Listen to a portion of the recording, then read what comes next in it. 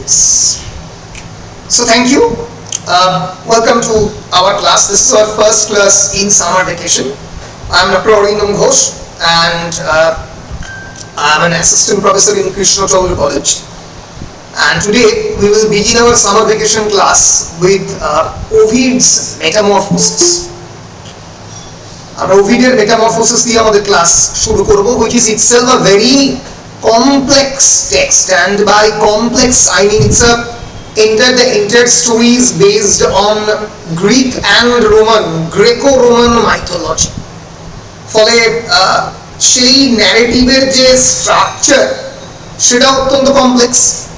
ফলে যদি আমরা একবার ন্যারেটিভটা না বোঝার চেষ্টা করি, if we don't understand the nuances and the complexities of the Greek myth, we will not be able to understand Ovid's Metamorphoses. তাহলে আমরা যেটা করব সেটা হচ্ছে ওভিডের মেটামরফোসিস পড়ার আগে what is myth, what are the typical characteristics of a myth, why myth is used in such epic narrative poem. We will try to understand those things and then we will deep delve into the book 3 of Ovid's Metamorphoses, যেটা তোমাদের সিলেবাসের European লিটারেচারে রয়েছে। European লিটারেচারের এই সেকশনে আরো অনেকগুলো poem রয়েছে। আমরা আগের ক্লাসেই ঠিক করেছি যে এই 5-6টা পোয়েমের মধ্যে we will try to understand, try to read 3 or 4 poems. তার মধ্যে ওভিডের মেটামরফোসিস একটা। তাহলে আমরা মোটামুটি শুরু করি Ovid's Metamorphoses. As you can see on the screen, এই কোয়েশ্চেনটাও বারবার পড়ে, Ovid's Metamorphoses, a book of transformation. Transformation মানে কি রে? কেউ একটা ক্লাসের মধ্যে বল, মাইক্রোফোন অন করে, what is the meaning of the word transformation?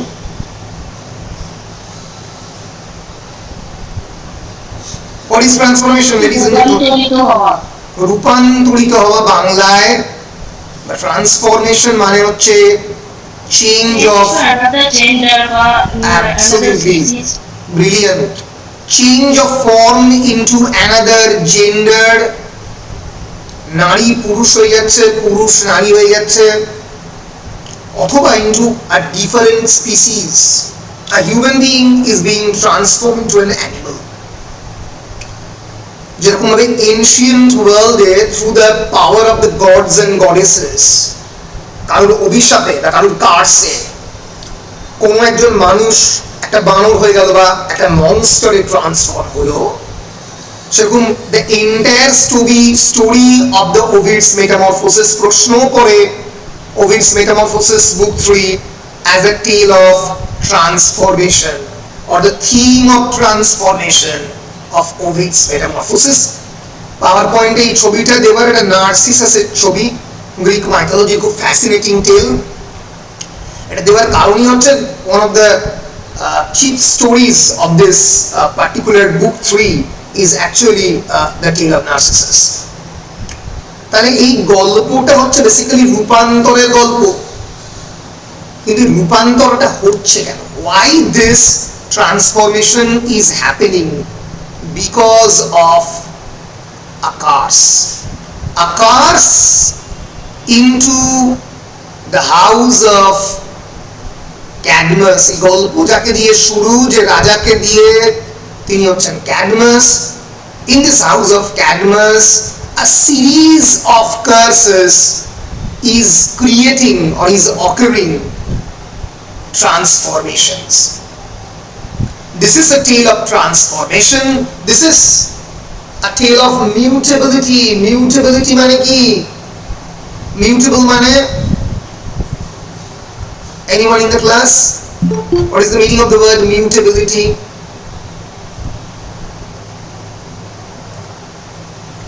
বলতে পারবি?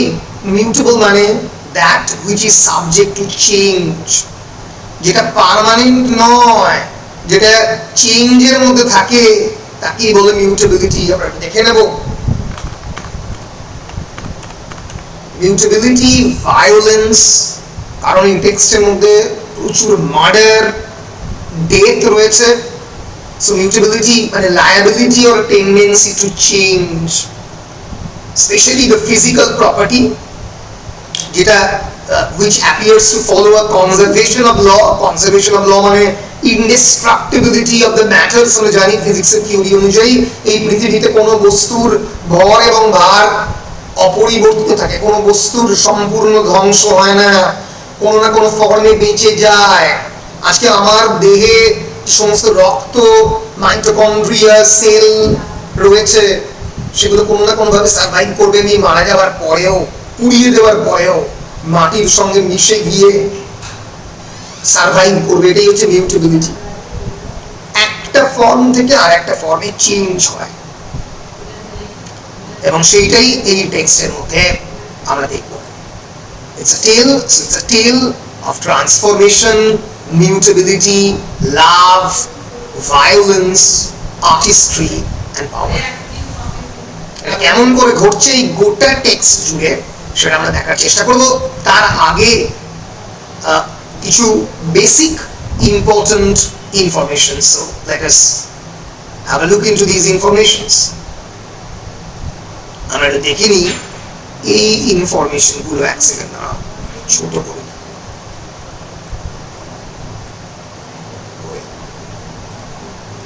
এইদিকে আচ্ছা, first things first, this entire poem is written by the Roman poet Ovid. আমরা জানি সেই সময়ের বিখ্যাত, আমরা যে এজটার কথা বলছি, that is basically around 20 BC, 20 থেকে ওই মানে বেসিক্যালি 40 আমরা দেখব। এই যে Publius Ovidus Naso, তার জন্ম হচ্ছে 43 BC এবং তিনি মারা গেছেন 17 or 18 BC। Clear? Publius Ovidus Naso, in short form it is Ovid। এবার এই সময়কালের মধ্যে কোন সময় মেটামরফোসিস লেখা হচ্ছে that is not clear, that is not historically clear of course, because অনেক দিনের পুরনো একটা গল্প, almost a tale of before Christ। So ধরে নিতে পারি মোটামুটি 20 খ্রিস্টপূর্বাব্দে, 20 বা নিয়ার অ্যাবাউট 25 BC এই পুরো মেটামরফোসিস কম্পোজ হচ্ছে। It's a Latin narrative poem. So metamorphosis is written in which language? কোন ল্যাঙ্গুয়েজে লেখা হচ্ছে? ল্যাটিন ল্যাঙ্গুয়েজে। এবং একটা কথা প্রথমেই শুরুতে বলে দিই যে রোমান মাইথোলজি, আমি একটু পরেই বলবো, এবং গ্রিক মাইথোলজি কিন্তু এক। এই দুটো মাইথোলজির মধ্যে কোনো পার্থক্য নেই, except the name of the characters. কেউ একটা এসছি, বারবার বলছি যে লেকচারের মাঝখানে ঢুকলে কিন্তু আমাকে বারবার মানে লেকচার থেকে বেরিয়ে অ্যাডমিট করতে হচ্ছে। সো আমি তোমাদেরকে রিকোয়েস্ট করবো সবাইকে যে মানে ঢুকলে আর কি তাড়াতাড়ি প্লিজ ঢুকে পড়ো, না হলে লেকচারটা বারবার ইন্টারাপ্টেড হবে, আর কিছুই নয়। আচ্ছা, তো হ্যাঁ, তো যেটা ঘটছে সেটা আমি প্রথমেই বলে দিই। সেটা হচ্ছে যে এই যে মানে the entire tale, this entire metamorphosis is basically comprising of 15 books. 15টা বই রয়েছে, 250টা মাইথোলজি আছে। It's a compilation of mythologies, clear? It's a compilation of mythologies, specifically Greek or Roman mythology. শোনো, যাহা গ্রিক মাথায় রেখো তাহাই রোমান। আমি একটু পরে এটা বলতে গিয়ে, ব্যাখ্যা করতে গিয়ে বলবো। ধরে যাক, for example, the Greek god Zeus. Zeus is the god of the thunder and he is the ruler of the Mount Olympus. Is the আমাদের একটা ইন্দ্রের মতো, হ্যাঁ। এবং এই জিউস বিভিন্ন ধরনের ভুলভাল কাজ আর কি, beat, rape, molestation, all forms of anti-social activities Zeus জীবনে করেছেন। তার কারণ আমি আগেই বলেছি যে যে কোনো, আমি বলবো তাই, যে কোনো গ্রিক মাইথোলজি, যে কোনো Hindu mythology is based on the very idea of the anthropomorphism. What is the meaning of the word anthropomorphism, ladies and gentlemen? Attributing human qualities to the non-human or godly beings. ফলে এই ধরনের ঈশ্বরের মধ্যে খুব ভীষণভাবে মানুষের সমস্ত ধরনের খারাপ গুণগুলি রয়েছে। জিউসের মধ্যেও আছে, যিনি জিউস তিনি জুপিটার। এই গল্প একজন চরিত্র জিউস আমরা দেখব। যিনি হেরা তিনি রোমান মাইথোলজিতে জুনো, একই নাম। হেরা or Juno is actually the queen of the gods, the wife of Zeus. যিনি পোসাইডন, লর্ড অফ দ্য সিজ, সমুদ্র দেবতা, তিনি রোমান মাইথোলজিতে নেপচুন। এই গল্পের অন্যতম ফেমাস চরিত্র ডায়োনাইসাস বা Bacchus. He is the god of the wine, celebrations and ecstasy. Keyword আসছে, he is the god of celebration, ecstasy আমরা দেখব ব্যাকাসের চরিত্র। ফলে আমরা একটা জিনিস প্রথম থেকে বুঝে নিলাম যে গ্রিক অ্যান্ড রোমান মাইথোলজি আর more or less same and hence they are called Greco-Roman mythology.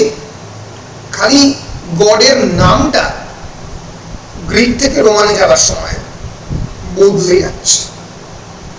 বলো, এখনো একই দূর পর্যন্ত পরিষ্কার? পরিষ্কার কি পরিষ্কার নয়? হ্যাঁ স্যার। বেশ, we are moving forward. Complex গল্প বুঝতে গেলে একটু টাইম লাগবে, কারণ এর মধ্যে অনেক মাইথোলজিক্যাল বিষয় রয়েছে। এবার এই entire metamorphosis is divided into 15 books, 250 myths. The poem chronicles the entire history of the world from its creation to the deification of Julius Caesar. Deification মানে ট্রান্সফর্মিং ইনটু ডেইটি, প্রায় ঈশ্বরে উত্তীর্ণ করা। জুলিয়াস সিজারকে not as Julius Caesar is a historical character, একজন রাজা, তাকে একটা হিস্টোরিক্যাল ক্যারেক্টার হিসেবে এই বইয়ের শেষ দিক দেখছে না, rather it ভিজুয়ালাইজেস Julius caesar into a deity, প্রায় মাইথোলজাইজ করছে। ফলে এন্টায়ার পৃথিবীর ইতিহাসটা according to that cultural perspective of the Graeco-Roman world, from the creation of the world, পৃথিবীর শুরু থেকে একেবারে জুলিয়াস সিজার পর্যন্ত মেটামরফোসিস। মেটামরফোসিস শব্দটার মধ্যেই লুকিয়ে রয়েছে এই গল্পটার মূল স্টোরি। মেটামরফোসিস মানে কি? মেটামরফোসিস মানে হচ্ছে এভলিউশন বা বিবর্তন, ট্রান্সফরমেশন, এভোলিউশন বা ট্রান্সফরমেশন বা বিবর্তন। এই পুরো গল্পটা এন্টায়ার স্টোরিটা এর মধ্যে লুকিয়ে রয়েছে। এইবার আমরা যেটা দেখব সেটা হচ্ছে যে এই যে this is the person who has written this entire story of the, এক সেকেন্ড দাঁড়াও তো,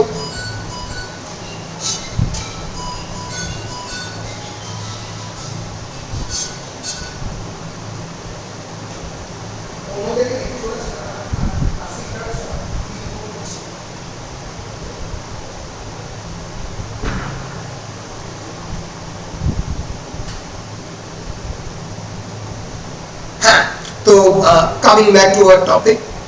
So Ovid was a Roman poet who lived during the reign of Augustus. Augustus Caesar's সময় তার জন্ম, a contemporary of the Virgil and the Horace. Virgil এবং হোরেসের সঙ্গে বিখ্যাত poet একই সঙ্গে ওভিড লিখেছেন, and one of the three canonical poets of Latin literature. The entire poem is written in Latin. আমরা যেটা পড়ছি that is English translation, Penguin translation. আমরা পোয়েমের অল্প অল্প কয়েকটা অংশ পড়ার চেষ্টা করব, কিন্তু আমরা মোরাললেস সেটা আন্ডারস্ট্যান্ড করার চেষ্টা করব। সেটা হচ্ছে the entire story, because the poem is quite big in structure. Book 3টাও বেশ খানিকটা বড়, পুরো পোয়েমের টেক্সট পড়া সম্ভব নয়, কিন্তু আমরা দেখে নেব কি কি ইম্পর্টেন্ট থিম এবং কি কি ইম্পর্টেন্ট কোয়েশ্চেন হতে পারে, কারণ আমাদের হাতের সময় খুবই কম। এবার আমরা চলে আসি কাকে মিথ বলে। What is a myth? Anyone in the class মিথের বাংলা কি কেউ বলতে পারবে? What is myth or mythology?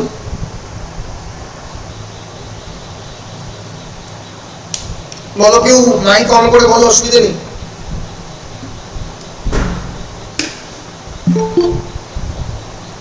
বল রে, মিথ মানে কি?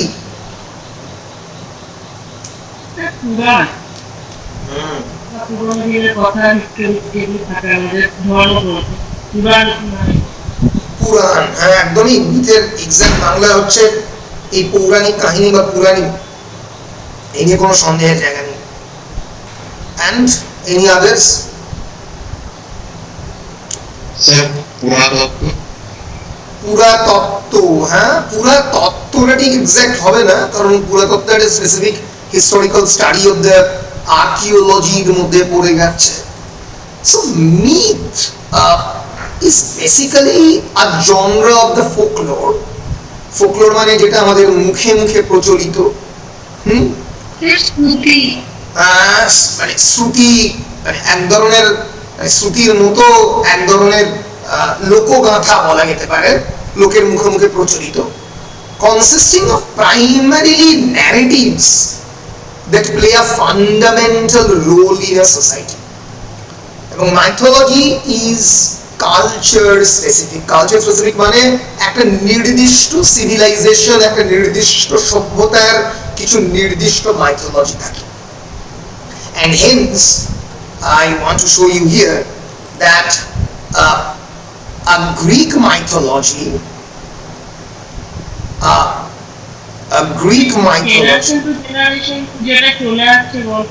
এক্স্যাক্টলি জেনারেশন টু জেনারেশন যে গল্পটা চলে আসছে একটা জেনারেশন থেকে আরেকটা জেনারেশনে, কিন্তু সংস্কৃতিগতভাবে আলাদা। ভালো করে বোঝো, Greek mythology is definitely different from Hindu mythology, তাই না? আবার Hindu mythology is definitely different from খ্রিস্টান মাইথোলজি। খ্রিস্টান মাইথোলজির মধ্যে কি কি পড়ছে আমি একটু করে বলবো। খ্রিস্টান মাইথোলজির মধ্যে পড়ছে বাইবেল। গ্রিক মাইথোলজির মধ্যে পড়ছে যেটা আমরা এখন পড়ছি, এই টাইটানোম্যাকিয়া, টেল অফ দ্য জিউস, যেগুলো হেসিওদের ন্যারেটিভের মধ্যে ছিল, আমরা দেখব। মানে যে কোনো মাইথোলজির কিছু নির্দিষ্ট পুরাতাত্ত্বিক গ্রন্থ থাকে। হিন্দু মাইথোলজি কোথায় আছে? একটা বিরাট বড় অংশ আছে বেদে, একটা বিরাট বড় অংশ আছে পুরাণে। এই যে শিব পুরাণ, বিষ্ণু পুরাণ, ব্রহ্ম বৈবর্ত পুরাণ, এইগুলোর মধ্যে আছে, ঠিক আছে? এই যে পুরাণ ইন হিন্দু মাইথোলজি। উপনিষদের মধ্যে মাইথোলজি অতটা নেই, কিন্তু হ্যাঁ যাজ্ঞবল্কে কিছু গল্প রয়েছে, তাই না? এই যে the entire vast genre of mythological story, Hindu mythological stories 4th century থেকে 11th century পর্যন্ত, এই যে বিভিন্ন ঈশ্বরদের ক্রিয়েশন, দেবী পুরাণ, বিষ্ণু পুরাণ, শিব পুরাণ, ব্রহ্মা পুরাণ, এগুলো প্রতিটাই পুরাণ। এবং এখানে এই হিন্দু মাইথোলজির যে এভলিউশন, তার যে কসমোলজিক্যাল এভলিউশন, সেই কসমোলজিক্যাল এভলিউশনের গল্প এই পুরাণগুলোতে বলা হয়েছে। ঠিক একই রকম ভাবে এই যে আমরা গ্রিক মাইথোলজি পড়ছি, গ্রিক মাইথোলজি, আমি যে পাওয়ার পয়েন্টটা দিয়েছি সেখানে গ্রিক মাইথোলজির পুরো অরিজিন স্টোরিটা অনেকাংশেই বলা আছে, দেখলেই বুঝতে পারবে। এই গ্রিক দেখো, মাইথোলজির একটা সবচেয়ে বড় ব্যাপার হচ্ছে একটা মাইথোলজির সঙ্গে আরেকটা মাইথোলজির একটা মিল থাকবে, ফান্ডামেন্টাল মিল থাকবে, পৃথিবীর তৈরির ব্যাপারে মিল থাকবে। আবার ডিফারেন্সও থাকবে, কেমন করে পৃথিবী একদম অন্ধকার থেকে আলোতে তৈরি হলো, from the chaos the cosmos has been created, তার যে গল্পটা। কারণ naturally a myth is created by coopting other myths, অন্যান্য চারপাশের নেবারিং ট্র্যাডিশনের মিথগুলো নিয়ে তৈরি হয়। সো গ্রিক মাইথোলজি, যে মাইথোলজির উপরে আমাদের এই গল্প নির্ভরশীল, আমি আগে বলেছি গ্রিক এবং ল্যাটিন মাইথোলজি একই। ইট originated around 4000 to 5000 years ago as a blend of earlier proto-Indo-European folklore, Indo-European folklore মিশ্রণে এই গ্রিক মাইথোলজি তৈরি হয়। গ্রিক মাইথোলজির যে টেক্সটগুলো, মানে যে টেক্সট থেকে এই গ্রিক মাইথোলজি আসে, সেগুলোর মধ্যে খুবই ইম্পর্টেন্ট আমরা জানি হোমারের ইলিয়াড এবং অডিসি, যেটা গ্রিক মাইথোলজির ইম্পর্টেন্ট পার্ট। খুবই ইম্পর্টেন্ট হচ্ছে Theogony and Works and Days by Hesiod. Hesiod একজন অত্যন্ত পুরনো এগ্রিকালচারাল পোয়েট। তার এই যে বিখ্যাত বই থিওগনি, মানে the origin of the gods, theology মানে হচ্ছে study of religion, Theogony origin of the gods. Here he described the genealogy of the gods and the creation of the universe. কেমন করে বিশ্ব ব্রহ্মাণ্ড তৈরি হলো, কেমন করে ঈশ্বরের বংশ, জেনিয়ালজি মানে the study of the races, the study of the generations of the gods. তোমার যে বংশ, তুমি যে ফ্যামিলিতে জন্মেছো, তার স্টাডি অফ দ্য অ্যানসেস্টার্স হচ্ছে তোমাদের জেনিওলজি। সেরকম প্রমিথিউসের গল্প, প্রমিথিউস হচ্ছে how Prometheus stole the fire from the Olympian deity, সেই গল্প। আইকারাসের গল্প আমরা ভাঙা ভাঙা অবস্থায় বিভিন্ন টেক্সটে পড়েছি। এগুলো পুরোই গ্রিক মাইথোলজি গল্প। বুঝতে পেরেছো? তাহলে দেখো, আমি আমার যে স্টাডি মেটেরিয়ালটা তোমাদের দিয়েছি সেখানে আমি পরিষ্কারভাবে কাকে মাইথোলজি বলেছে সেটা ডেফিনিশন দিয়েছি। Mythology is a traditional, sacred or culturally significant story through which a community explains the origins of the world, in পৃথিবীর বিশ্বব্রহ্মাণ্ডের সূচনা, how gods are created, কেমন করে ঈশ্বররা তৈরি হলো, how gods created the human beings, ঈশ্বর কেমন করে মানুষ তৈরি করলো। ভালো করে মাথার মধ্যে একটু চিন্তা ভাবনা করো। দেখো, হিন্দু মাইথোলজিতেও একটা জিনিস আছে, অ্যাডাম এবং ইভ খ্রিস্টান মাইথোলজিতেও, how they have been created by the god, and how Satan causes the fall of the human beings, যেটা প্যারাডাইস লস্টে রয়েছে। অফকোর্স প্যারাডাইস লস্ট তো বাইবেল থেকে নেওয়া হয়েছে। তাহলে বাইবেল হচ্ছে খ্রিস্টান মাইথোলজি অরিজিন টেক্সট। একই রকম ভাবে থিওগনি হচ্ছে গ্রিক মাইথোলজির অরিজিনাল টেক্সট। সেই মাইথোলজিকেই মেটামরফোসিস, ওভিডের মেটামরফোসিস নিজের মতো করে বলছে। বুঝতে পেরেছো? পরিষ্কার কি পরিষ্কার নয়?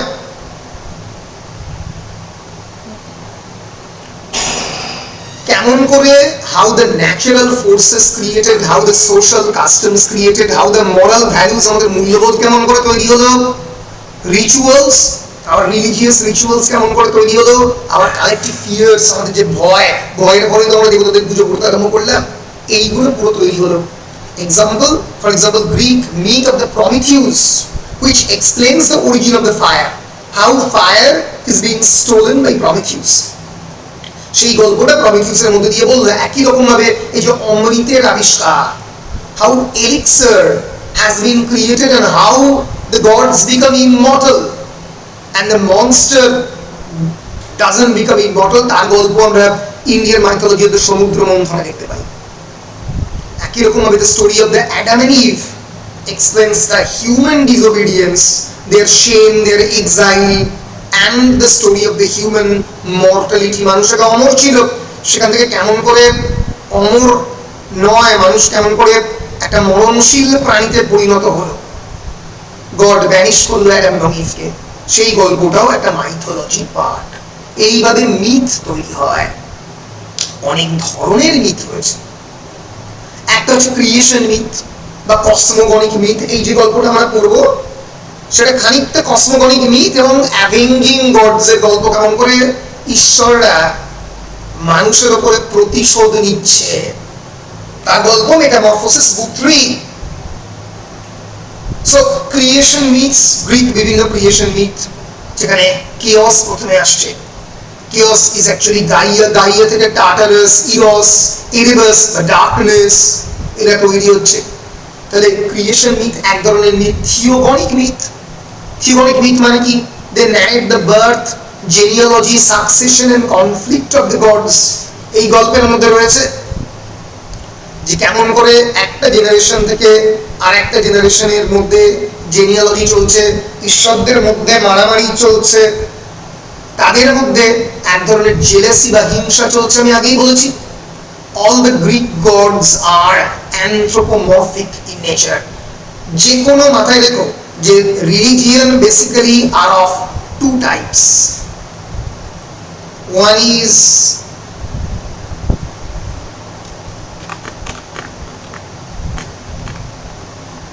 monotheistic religion, মানে অনেকগুলো টাইপ রয়েছে, তার মধ্যে দুটো basic type. monotheistic religion, monotheistic মানে একেশ্বরবাদ, the very idea or belief that the worship, that there is a single god, single all powerful deity Christianity, ইসলাম, জুডাইজম তিনটেই, এমনকি শিখ ধর্ম পর্যন্ত, they believe in a single supreme god. এবং সেই জন্যই প্রথম তিনটে রিলিজিয়নকে একসঙ্গে অ্যাব্রাহামিক রিলিজিয়ন বলে, কারণ অ্যাব্রাহামকে একজন সুপার পাওয়ারফুল ফাদার ফিগার হিসেবে এই তিনটে রিলিজিয়নই দেখা হয়। এই ধরনের ধর্মগুলোতে ঈশ্বর থাকেন বেসিক্যালি অ্যাবস্ট্রাক্ট মানে তাকে ধরা যায় না, ছোঁয়া যায় না, তার কোনো ছবি নেই। তুমি খ্রিস্টানিটিতে কোনো ঈশ্বরের নির্দিষ্ট ছবি পাবে না, ইসলামেও পাবে না। এই রিলিজিয়নগুলো অনেক ডেভেলপ রিলিজিয়ন পরবর্তীকালে তৈরি হয়েছে। তুমি দেখো খ্রিস্টানিটি তৈরি হচ্ছে from 1 AD through the birth of the Christ. তার আগেও ছিল। জুডাইজম তার একটু আগে, 200 years 300 years বিফোর। ইসলাম আরো পরে 600 AD with the birth of Hazrat Muhammad, 637 AD or something like that. কিন্তু হিন্দু মাইথোলজি বা গ্রিকো রোমান মাইথোলজি প্রায় 4000-5000 বছর বয়সের পুরনো, কারণ এগুলো বিভিন্ন প্রাকৃতিক ফোর্স থেকে তৈরি হয়েছে। এবং সেই জন্যই আকাশে বজ্রবিদ্যুৎ দেখলো, বজ্রবিদ্যুতের প্রতি ভয়, সেখান থেকে রিলিজিয়ন গুলো তৈরি হলো। এই যে পলিথিইজম is the belief in the worship of the multiple deities. এই গ্রেকো রোমান মাইথোলজি বা Hindu mythology, Greco Roman mythology যেটা মূল টেক্সট হচ্ছে মেটামরফোসিস, সেই গ্রেকো রোমান মাইথোলজি কিন্তু অনেক ধরনের ঈশ্বরকে নিয়ে তৈরি। তাদের কিছু নির্দিষ্ট প্যান্থিয়ন আছে। প্যান্থিয়ন মানে the races of the god, গডদের আবার জেনারেশন, অলিম্পিয়ান ডেইটি, তারপরে যে next generation of deity. Hindu মাইথোলজিতে ইন্দ্র একটা জেনারেশনে বিলং করে, শিব, ব্রহ্মা, বিষ্ণু, মহেশ্বর, শিবকে নিয়ে তিনজনকে নিয়ে আর একটা প্যান্থিয়ন বিলং করে, এরকম। ঠিক আছে? ফলে পলিথিইস্টিক রিলিজিয়নে কিন্তু ভগবান অনেকটা মানুষের মতো। তাদের মধ্যে নিয়ন্ত্রণের লড়াই চলে, কার্স বা অভিশাপের গল্প আছে, ওয়ার, লাভ, সবই তার মধ্যে জড়িত। ফলে পলিথিইস্টিক রিলিজিয়ন কিন্তু অনেক বেশি কালারফুল। এই যে গ্রিড, লাভ, হেট্রেড, এই প্রতিটাই গ্রেকো রোমান মাইথোলজির চরিত্রের মধ্যে রয়েছে। যে কোনো ঈশ্বরের, গ্রেকো রোমান মাইথোলজির ঈশ্বরের চরিত্রের মধ্যেও রয়েছে। তো এরকম কিন্তু এই যে বললাম ক্রিয়েশন মিথস কত রকমের হয়। ক্রিয়েশন মিথস কেমন করে ক্রিয়েট হলো, theogonic myth, the genealogy of the gods, anthropogonic myth, the anthropogonic myth মানে origin of the human beings, কেমন করে ঈশ্বর মানুষকে তৈরি করলো তার গল্প। এই মেটেরিয়ালটা দেখলেই বুঝবে। অ্যানথ্রোপোগনিক মিথস কি, মানে প্রতিটা মিথই একটা করে কোন একটা প্রশ্নের উত্তর দেয়। কি প্রশ্নের উত্তর? ধরা যাক anthropogonic myth, where did human beings come from, কোনখান থেকে মানুষের জন্ম হয়েছে। খ্রিস্টানিটি একটা অন্য কথা বলছে, গ্রিক মাইথোলজি একটা অন্য কথা বলছে। প্রতিটা মাইথোলজি আর একটা মাইথোলজি থেকে এসেনশিয়ালি ডিফারেন্ট। কয়েকটা জায়গাতে এক হয়, আবার কয়েকটা জায়গাতে আলাদাও হয়। এটিওলজিক্যাল মিথ কি বলে, যে why is something the way it is, এটা কেন এরকম। এই যে আমরা মহাভারত যখন বলছিলাম, এই যে the descent of the Ganga river, গঙ্গার জন্ম কেমন করে হলো, গঙ্গা থেকে কেমন করে সপ্ত ঋষির জন্ম হলো। আমরা যে এই গল্পটা করবো সেখানে নার্সিসাসের অরিজিন আমরা করব, কেমন করে নার্সিসাস সেলফ লাভে আক্রান্ত হলো। এরকম বিভিন্ন mythology, hero myths, fertility myths, বিভিন্ন agricultural cycle, birth, death, renewal, vegetation, তার মধ্যে ডেফিনেটলি ব্যাককাসের মাইথোলজি পড়ছে। এই ধরনের there flood myths, biblical story of the Noah, ভয়ঙ্কর পরিমাণে একটা বৃষ্টি হলো, বৃষ্টির পরে ফ্লাড হলো, যেটা গোটা পৃথিবীকে ডিস্ট্রয় করে দিল। নোয়া একমাত্র কয়েকজন মানুষ এবং অ্যানিমালদের স্পিসিস নিয়ে বেঁচে গেল। এটা হচ্ছে ফ্লাড মিথের পার্ট। এইভাবে দেয়ার আর ডিফারেন্ট মিথস, কিন্তু মিথসের একটা নির্দিষ্ট ক্যারেক্টারিস্টিক রয়েছে। কি ক্যারেক্টারিস্টিক্স? যে myths are sacred or culturally authoritative narratives. Myth generally পবিত্র হয়, আমরা হিন্দু মাইথোলজিতেও দেখেছি। মিথ সাধারণত অরিজিন এক্সপ্লেন করে, কেমন করে জিনিসটার জন্ম হলো। এই টেক্সটে আমরা দেখব myths are supernatural. Generally there are supernatural beings and divine intervention in myths. Supernatural beings মানে যারা অলৌকিক সমস্ত মানুষ, মানে অলৌকিক প্রাণী, তার মধ্যে ডেমন আছে, গডেস আছে, গডস আছে, জায়ান্টস, ড্রাগনস, মনস্টার্স, এসব কিছু মিথের মধ্যে থাকে। And very important, myths are symbolic. Myth কেবলমাত্র কিন্তু মানে উপরে উপরে সুপারফিশিয়াল ন্যারেটিভ নয়, মিথের ভেতরে একটা inner deeper meaning of life রয়েছে। যেরকম যে সমুদ্র মন্থন বা চার্মিং অফ দ্য ওশান, সেটা কি সিম্বলাইজ করছে? যে একদিকে দেবতা আর একদিকে দানব, তাদের সংমিশ্রণেই তৈরি হচ্ছে এই মানুষ জাতি, মানে পৃথিবীর জন্ম হচ্ছে। অর্থাৎ গুড এবং ইভিল, গুড এবং ইভিল, খারাপ এবং ভালো, তার কনফ্লিক্টেই কোনো কিছুর জন্ম হয়। And the emergence of the poison and the nectar. তুমি পয়জন খাবে নাকি তুমি অমৃত খাবে, সেটা তোমার উপরে ডিপেন্ড করছে, ঠিক আছে? এবং তুমি এই অমৃতের সন্ধানে, এরকম ঈশ্বররা অমৃত খেয়েছিল, it of course suggestive of the goodness. এই গুডনেসকে তুমি এমব্রেস করবে না ইভিলকে এমব্রেস করবে, এটা পুরোপুরি তোমার উপরে নির্ভরশীল। এই গল্পটাই, এই ধরনের গল্প বলার চেষ্টা করে মাইথোলজি। মাইথোলজির অন্যতম ইম্পর্টেন্ট ক্যারেক্টারিস্টিক হচ্ছে মেটামরফোসিস বা ট্রান্সফরমেশন। আমরা এই গল্পে দেখবো অ্যাক্টিয়ান, ক্যাডমাস, নার্সিসাস, তারা বিভিন্ন ধরনের ট্রান্সফরমেশনের মধ্যে দিয়ে যাচ্ছে। এইসব নিয়েই আমাদের মিথ।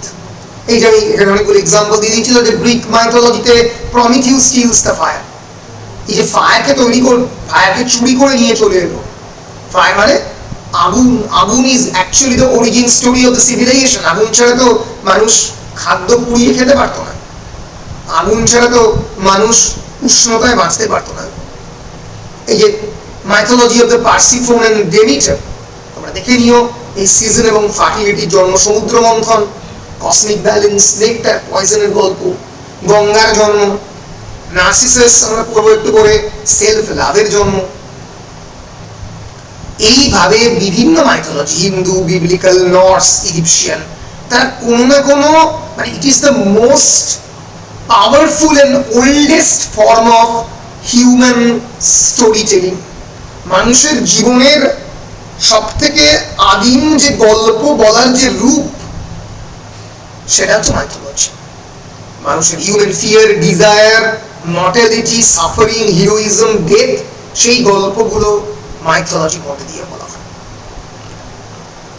বলো পরিষ্কার কি পরিষ্কার নয়?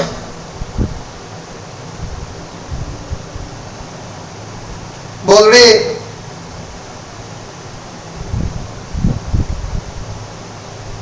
কিরে ক্লিয়ার? বেশ, এইবার আমি চলে আসছি মেটামরফোসিসে। মেটামরফোসিসের 15টা বই রয়েছে। এই 15টা বইয়ের মধ্যে আমাদের যে বুক 3টা রয়েছে, সেইটার মোটামুটি হেডলাইন বলা যেতে পারে দ্য অ্যাভেঞ্জিং গডস। অ্যাভেঞ্জিং মানে, অ্যাভেঞ্জ মানে কি? অনেকটা অ্যাভেঞ্জ মানে হচ্ছে রিভেঞ্জ বা প্রতিশোধ। তাহলে ঈশ্বর, মানে আমি আগেই বলেছি, all the gods in metamorphosis, they're like human beings. They take revenge or avenge. তারা প্রতিশোধ নেয়। তারা মানুষের মতো গ্রিডি, তারা মানুষের মতোই, খালি কেবলমাত্র মানুষের মতো তাদের মরণশীলতাটা নেই বা কম রয়েছে, আছে, বরং ডিস্ট্রাকশন অফ দ্য গডসও আছে। কিন্তু ইন জেনারেল তারা ক্ষমতাশালী একটা ল্যান্ডলর্ডদের মতো একটা প্রজাতি, যারা মানুষের উপর অনেক ক্ষেত্রে অত্যাচার করছে, এক্সপ্লয়েট করছে, তাদের উপরে প্রতিশোধ নিচ্ছে, তাদেরকে জাস্টিস, রিট্রিবিউটিভ জাস্টিস দেওয়ার চেষ্টা করছে। রিট্রিবিউটিভ মানে হচ্ছে অ্যাভেঞ্জিং জাস্টিস। তুমি কাউকে মলেস্ট করেছো, রেপ করেছো, আধুনিক জাস্টিস সিস্টেম বলে তার শাস্তি হচ্ছে জেল, বা তোমাকে হয়তো, মানে তোমাকে হয়তো মারা নাও হতে পারে, কিন্তু এইখানে এই গডলি জাস্টিস সিস্টেমে তুমি সঙ্গে সঙ্গে তোমাকে মারা হবে। তোমার উপরে মৃত্যুর মধ্যে দিয়ে তোমাকে হয়তো, মানে কি বলবো, একটা ভয়ঙ্কর ফিজিক্যাল টর্চারের মধ্যে দিয়ে তুমি মৃত্যুর মধ্যে দিয়ে যাবে। এই যে হাতে হাতে জাস্টিস, এই যে হাতে হাতে ন্যায় বিচার, সেটা এখানকার গডরা দিচ্ছেন। যেটা হয়তো আমরা অনেক সময় পছন্দ করব, আমাদের জীবনেও পছন্দ করব যে এই লোকটার এরকম খারাপ জিনিস হোক। তো সেই রিভেঞ্জের গল্প কিন্তু আমরা মেটামরফোসিসের বুক 3 তে দেখতে পাবো। তাহলে বুক 1 এবং বুক 2 তার হেডলাইন কি? তার হেডলাইন হচ্ছে divine comedy. Book 3 to book 6 হচ্ছে দ্য অ্যাভেঞ্জিং গডস, ঈশ্বর যখন প্রতিশোধ নিচ্ছে। বুক 6 হচ্ছে দ্য প্যাথোস অফ লাভ, লাভ বা ভালোবাসা, তার যে যন্ত্রণা, pathos of love, pathetic implications and impact of love. Book 12 to 15, Rome and the deified ruler, অর্থাৎ জুলিয়াস সিজার, তার ঈশ্বরের ট্রান্সফরমেশনের গল্প। রোমের ইতিহাসটা, মানে এটা একটা প্রায় ইতিহাসের মধ্যে ঢুকে যাচ্ছে। রিমেম্বার আগেই বলেছি, mythology resides on the border point of history, ladies and gentlemen. ইতিহাস এবং মাইথোলজি একে অপরের সঙ্গে হাত ধরাধরি করে চলে। এই যে গৌতম বুদ্ধ ইতিহাসের অংশ, কোনো সন্দেহ নেই, তাকে নিয়ে বিভিন্ন মাইথোলজি প্রচলিত। রাজা অশোক ইতিহাসের পাঠ, কোনো সন্দেহ নেই, কিন্তু তাকে নিয়ে বিভিন্ন মাইথোলজি প্রচলিত। আবার একই রকম ভাবে আমরা বলতে পারি এই যে ইন্দ্র বা শিব, এরা কিন্তু myth, mythological character. Brahma, Vishnu, Maheshwar, এরা কিন্তু ইতিহাসের অংশ নয়। তাহলে the borderland between the history and the mythology, কোথায় শুরু কোথায় শেষ আমরা কিন্তু জানি না। এই যে কৃষ্ণ দ্বৈপায়ন বেদব্যাস মহাভারতের অথর, মানে কি বলেন, he is a historical character, সত্যিকারের চরিত্র ছিলেন, কিন্তু তিনি মহাভারতেরও চরিত্র। তাহলে মহাভারতের অনেক চরিত্র আমরা জানি ইতিহাসের চরিত্র। আবার অনেকে বলে যে এটা মাইথোলজির অংশ বা এপিক বা মহাকাব্যের অংশ। কোথায় এই মাইথোলজি এবং হিস্ট্রির যে ডিফারেন্সিয়েটিং পয়েন্ট, সেটা কিন্তু মাঝে মাঝেই ইজ বিং ব্লার্ড। সেটা বোঝা মুশকিল যে কোথায় দুটো ডিফারেন্সিয়েটেড হলো। বলো পরিষ্কার, বলো পরিষ্কার কি পরিষ্কার নয়? কিরে, বেশ, ছোট্ট করে দেখে নেব যে 5 এজেস অফ ম্যান। গ্রিক মাইথোলজিতে 5টা এজ অফ ম্যান রয়েছে, যে কোনো মাইথোলজিতেই থাকে। একটা হচ্ছে গোল্ডেন, একটা হচ্ছে সিলভার, একটা হচ্ছে ব্রাজন, একটা হচ্ছে হিরো। এই 5টা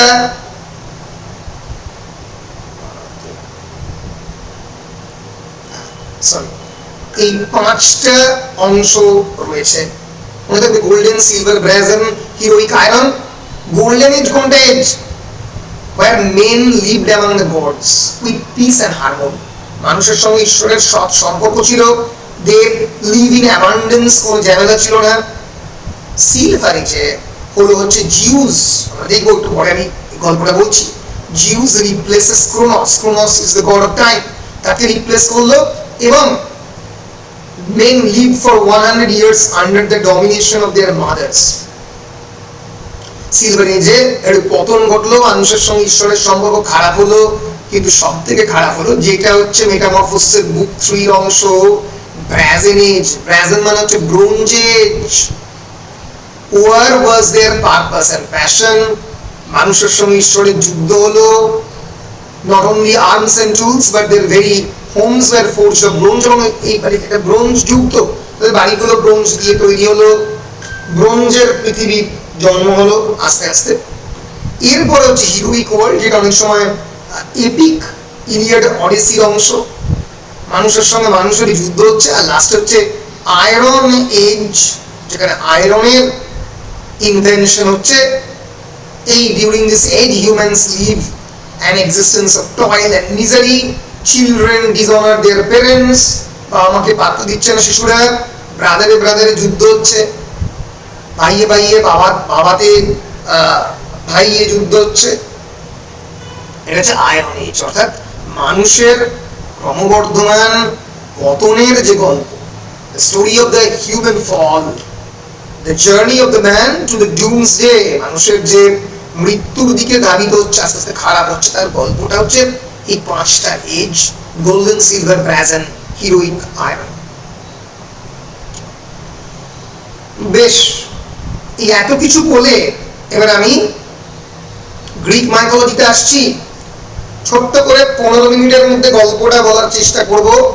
মানে মেটামরফোসিসের আগের গল্প এটা বলতে হচ্ছে, কারণ না বললে তোরা কিচ্ছু বুঝতে পারবি না, কারণ তোরা এমনিতেই মানে গ্রিক মাইথোলজি কিছু জানিস না। তাহলে 15 মিনিটে আমরা ছোট করে গ্রিক মাইথোলজিটা বলবো, একটু ফলো করবি। যদি হারিয়ে ফেলিস, রেকর্ডিংটা দেখবি, রেকর্ডিংটা আপলোড করে দেব। গ্রিক মাইথোলজি একদিনে বোঝা সম্ভব নয়, তোরা একদিন 1.5 দিনই বোঝার প্ল্যান করছিস, কারণ বর্ধমান বিশ্ববিদ্যালয়ের সিলেবাসে সেরকমই কিছু করার নেই। তাহলে অল্প করে বুঝে নিতে হবে এবং সেখানে মেটামরফোসিসকে লোকেট করতে হবে, তবে গিয়েই বুঝতে পারবে পুরো টেক্সটের এভলিউশনটা, কেন বারবার বাবাকে তার সন্তানরা খুন করছে। এই যে the very element of the patricide, এই হাউস অফ ক্যাডমাসকে ঘিরে কেন প্যাট্রিসাইড বা বাবাকে খুন করার বিষয়টা কেন হচ্ছে, সেটা আমরা বুঝতে পারবো। একটু গল্প শুরু করার আগে ছোট করে শেষ থেকে গল্পটা অল্প করে দেখিয়ে দিই। এই যে আমাদের গল্পটা মেটামরফোসিসের বুক 3 তে গল্পটা হয়েছে হাউস অফ ক্যাডমাসকে ঘিরে, the story of their cast, যে বেসিক্যালি সন্তান ইজ কিলিং দ্য ফাদার। এই যে ক্যাডমাস এবং হারমোনিয়ার বিয়ে হবে, তাদের এতগুলো চিলড্রেন হবে: পলিডোরাস, শিরেল, অ্যাগাভে, অটোমন এবং ইনো। এই পলিডোরাসের সন্তান হচ্ছে ল্যাবডাকাস, ল্যাবডাকাসের সন্তান হচ্ছে লাইউস, আর লাইউসের সন্তান আবার কি? ইডিপাস। আমরা পড়েছি ইডিপাসের মাইথোলজি, ইডিপাস লাইউসকে খুন করবে। তাই তো এতটা তোমরা জানো যে Oedipus actually killed his father and married his mother. এই মাইথোলজির গল্পটা শুরু হচ্ছে অনেক আগে। এই যে পরপর ইডিপাস তার বাবাকে মেরেছে, লাইউসকে, লাইউস আবার তার বাবা ল্যাবডাকাসকে মেরেছে, ল্যাবডাকাস আবার তার বাবা পলিডোরাসকে মেরেছে। ডায়োনাইসাস, ডায়োনাইসাস হচ্ছে এই গল্পের মূল চরিত্র। ব্যাককাস, তার সঙ্গে যে পেন্থিউস, দুই ভাই, বেসিক্যালি দুই ভাইয়ের যে একে অপরের মধ্যে কনফ্লিক্টের গল্প। পেন্থিউস হচ্ছে জিউসের ভক্ত, অনেকটা চাঁদ সদাগর যেরকম শিবের ভক্ত। সে তো মা মনসাকে পুজো দেবে না, হ্যাঁ, যে হাতে পুজেছি আমি দেব চূড়া মণি, সে হাতে কেমনে পুজিব আমি চ্যাং মুড়ি কানি। বাঁ হাতে পুজো দিল শেষ পর্যন্ত চাঁদ সদাগর শিবের। সেরকমই পেন্থিউস কিছুতেই ডায়োনাইসাসকে ভগবান বলে মানবে না। ব্যাককাসকে, ব্যাককাস হচ্ছে the god of the wine, মানে একেবারে ইনটক্সিকেশন, এক্সট্যাসি, মদ খেয়ে চুর হয়ে গিয়ে জীবনে আনন্দ ফুর্তি করার দেবতা হচ্ছে ডায়োনাইসাস। সেই ডায়োনাইসাসকে পেন্থিউস মানবে না, তার জন্য গোটা ফ্যামিলিতে কি করে খুনের বন্যা বয়ে যাবে। পেন্থিউস মারা যাবে, পেন্থিউসকে তার নিজের মা পর্যন্ত মারবে, হ্যাঁ, তার মাসিরা আবার সাহায্য করবে। তো এই যে একদম ব্লাড ওয়াশড, ব্লাড বাথ গল্প, রক্ত স্নাত গল্প, এই হাউস অফ দ্য ক্যাডমাসের রক্ত স্নাত গল্প, because of the curse of the Zeus. পর জেনারেশনের পর জেনারেশন কেমন করে তাদের বাবাকে মেরে যাবে, মাসি তার ছেলেকে মারছে, মা নিজের ছেলেকে অজান্তে মেরে ফেলছে। তার গল্প হচ্ছে মেটামরফোসিস বুক 3। সেই গল্প শুরুটা কেমন করে হচ্ছে সেটাই আমরা দেখব। বল, ক্লিয়ার কি ক্লিয়ার নয়? কিরে? বেশ, তাহলে গল্পের শুরুটা কি করে হচ্ছে? গল্পের শুরুটা খুব পরিষ্কার। The most widely accepted version of the Greek mythology is reported by Hesiod, as I told you, in his famous book Theogony. এই থিওগনিতেই গ্রিক যে প্রাইমর্ডিয়াল ডেইটিস, আদিম যে সমস্ত গ্রিক দেবতা, তাদের জন্ম বিভিন্ন প্রকৃতির এলিমেন্ট থেকে, সেই গল্প এই অংশে রয়েছে। গ্রিক মাইথোলজি শুরু হচ্ছে কি দিয়ে? দেখো, হলুদ কালারের অংশটা হচ্ছে ভগবানের নাম, ইট বিগিনস উইথ কিওস। কিওস হচ্ছে, আমরা এখন কিওস বলতে কি বুঝি? কিওস মানে হচ্ছে একটা আটারলি লন্ডভন্ড করে দেওয়া পৃথিবী। Chaos is actually a god, the name of a god. Okay, the name of a god, actually the name of a character. Chaos in the Greek mythology means yawning nothingness. Chaos কিছু ছিল না, আমরা বলি না in the beginning, বাইবেলে বলি in the beginning there was chaos and in the beginning there was nothingness.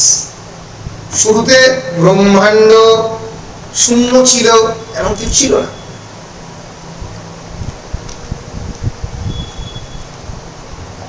এবং out of that void first emerged Gaia. Gaia means the earth. পৃথিবীর জন্ম হলো ওই নাথিংনেস থেকে, এবং ওই নাথিংনেস থেকে আরো বেশ কয়েকটা মাইথোলজিক্যাল ক্রিচার বা গডের জন্ম হলো। তারা কি? ইরস। ইরস মানে হচ্ছে লাভ। অ্যাবিস, অ্যাবিস মানে হচ্ছে মানে হেল বেসিক্যালি। অ্যাবিস মানে হচ্ছে একটা গহ্বর, যাকে গ্রিক মাইথোলজি বলে Tartarus. And Erebus means darkness.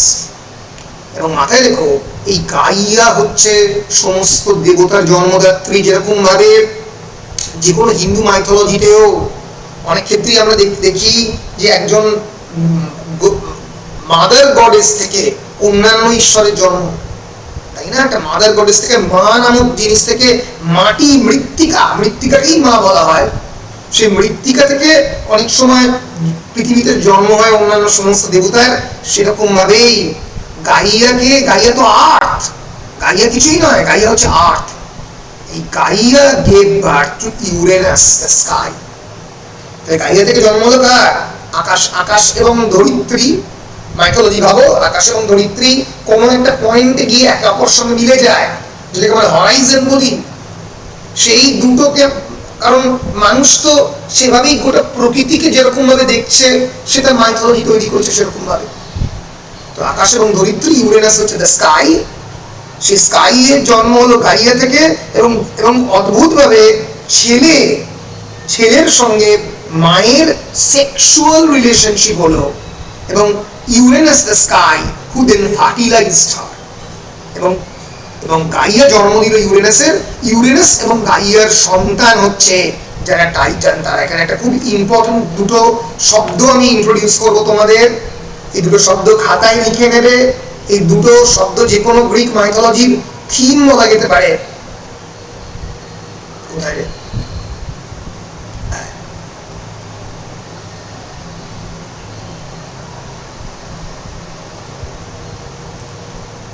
এই দুটি শব্দের মধ্যে একটি শব্দ হচ্ছে ইনসেস্ট। ইনসেস্ট মানে কি রে? Anyone in the class? The sexual, বল। বুঝলাম না, আরেকবার বাবা।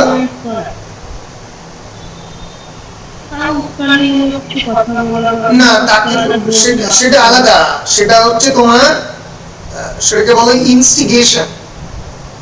ইনসেস্ট হচ্ছে basically the sexual activity or the marriage between close family members or blood relatives, generally prohibited in human society. আমাদের সভ্যতা হওয়ার পর থেকে এই ব্লাড রিলেশনের মধ্যে বা কনসেনগুইটির মধ্যে সম্পর্ক তৈরি করা, মা বা ছেলের মধ্যে, বাবা বা মেয়ের মধ্যে, এটা প্রহিবিটেড। কিন্তু গ্রিক মাইথোলজি বা এমনকি হিন্দু মাইথোলজির মধ্যেও একদম পুরনো আদিম প্রবৃত্তির বিভিন্ন টেক্সটের মধ্যে আমরা এই ইনসেস্টের প্রবণতা দেখেছি। ঠিক আছে? ফলে এই ইনসেস্ট কিন্তু এই গল্পের একটা মূল থিম। বারবার এই গল্পের মধ্যে there is a kind of sexual tension, a sexual relationship between daughter and father, between mother and son. ঠিক আছে?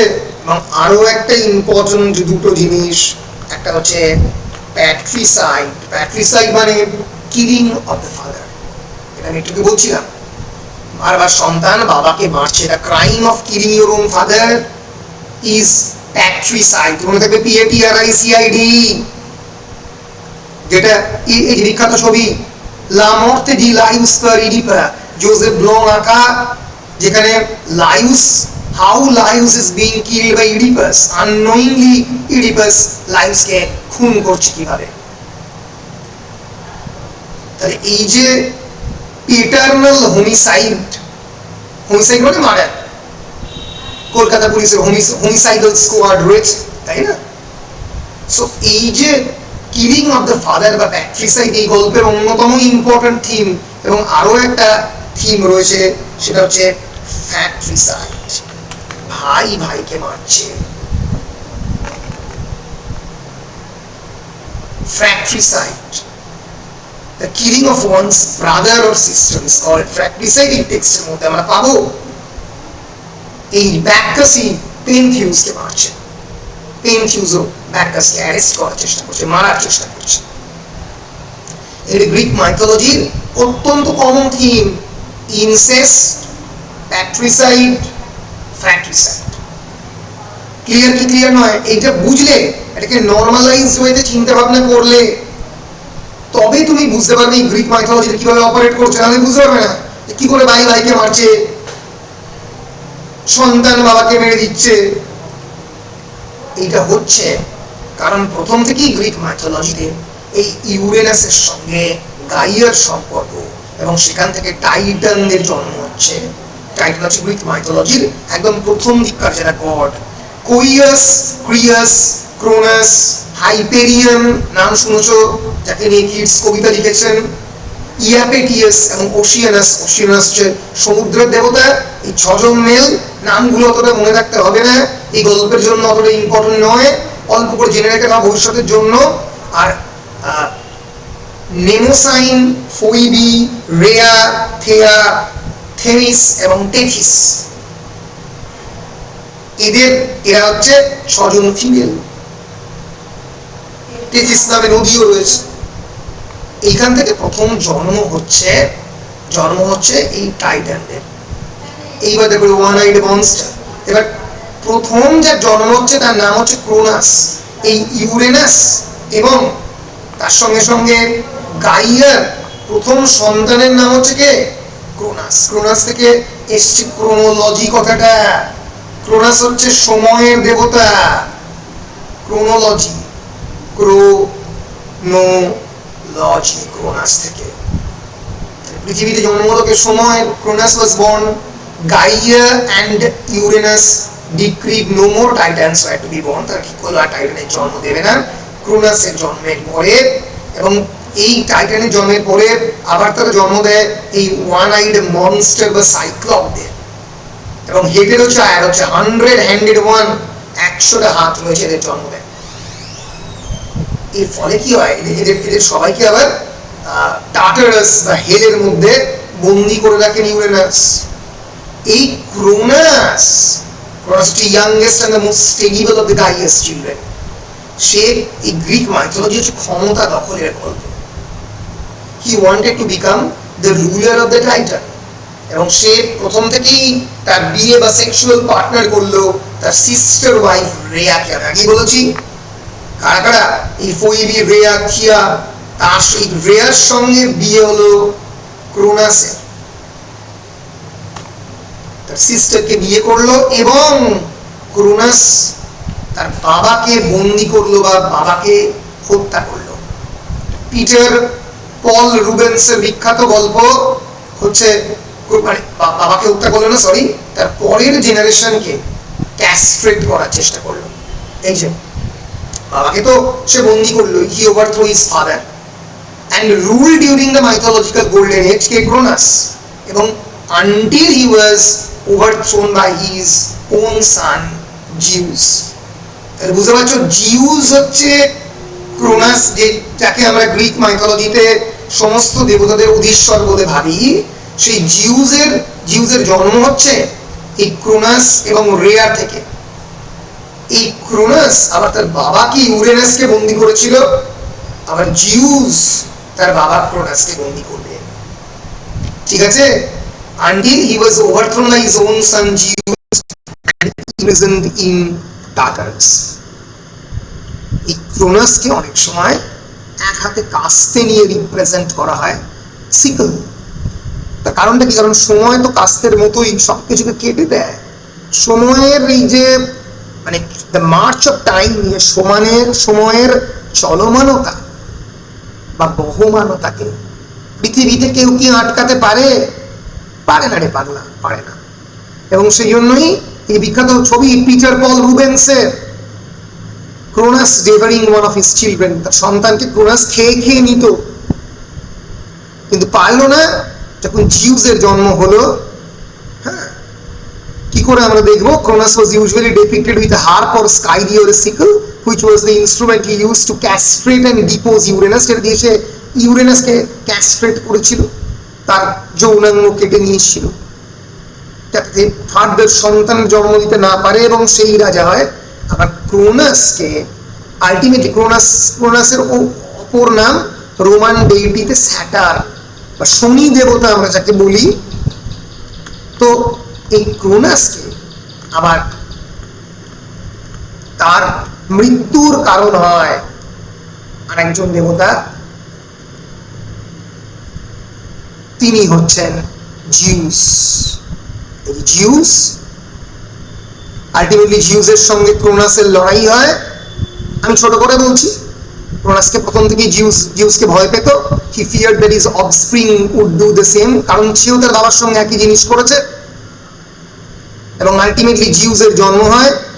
রেয়া কি করে? রেয়া মানে এই যে বারবার সন্তানকে মেরে দিচ্ছে ক্রোনাস, এর ফলে রেয়া hated this and tricked him by hiding Zeus and wrapping in a stone in a baby's blanket. তাকে বেবির ব্ল্যাঙ্কেটের মধ্যে একটা স্টোন দিয়ে জিউসকে কোনোভাবে বাঁচায়। জিউস পরবর্তীকালে তার জিউস বড় হয় এবং ক্রোনাসকে একটা ড্রিঙ্ক খাইয়ে তার স্টমাক থেকে সমস্ত রেয়ার অন্যান্য চিলড্রেনদেরকে বার করে। সে বমি করে, মানে মাইথোলজিতে যেটা হয় যে তার বাবা বমি করে এবং সেখান থেকে সমস্ত তার চিলড্রেন যেগুলো তার পেটে ছিল, ন্যাচারালি ইমাজিনারি গল্প, সেখান থেকে অন্যান্য আরো ঈশ্বররা বেরিয়ে আসে। এই হচ্ছে জিউসের গল্প। তাহলে জিউস, বুঝতে পারছো যে কিভাবে ইউরেনাস এবং গাইয়া থেকে জন্ম হচ্ছে ক্রোনাসের, এবং ক্রোনাস এবং রেয়া থেকে জন্ম হচ্ছে জিউসের। এই জিউস এই গল্পের অন্যতম প্রধান চরিত্র। আমরা দেখবো গাদা গাদা খারাপ কাজ জিউস করছেন। এই জিউস হচ্ছে the god of the sky and the thunder, who ruled the ancient Greek religion, who rules, বলো। তুই বলছিস এরকম পার্সপেক্টিভ বলে মানুষের তাহলে গড কি করে হবে? এইটাই তো ইন্টারেস্টিং, কারণ মানে আমি বারবার বলছি যে এই সমস্ত ঈশ্বররা মানুষের চরিত্রের মতোই তৈরি। মাথায় রাখতে হবে যে কোনো এনশিয়েন্ট সিভিলাইজেশন এই ধরনের খুনোখুনি, রক্তেরই তো গল্প।